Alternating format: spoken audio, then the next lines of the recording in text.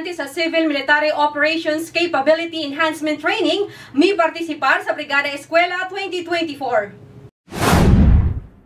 Sa pangandam sa pag-abli sa mga klase, ang mga kasundaluhan sa 11th Infantry Lapu-Lapu Battalion o mga estudyante sa Civil Military Operations Competency Enhancement Training sa 3rd Infantry Spearhead Division pinaagi sa Community Support Program o CSP. Mi partisipar kini sa kada tuig nga Brigada Eskwela nga gipasiugdahan sa Department of Education gikan Hunyo 22 hangtod 27 karong tuiga.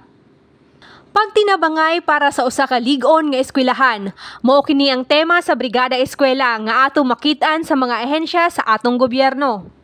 Kauban sa mga estudyante, ginikanan ug mga civic organizations, ang voluntaryong pagtinabangay pinaagi sa paghatag og kusog o kon manpower aron ipreparar ang mga eskwelahan sa pag-abli sa klase. Sumala kay Lieutenant Colonel Michael C. Aquino, ang Battalion Commander sa 11th IB.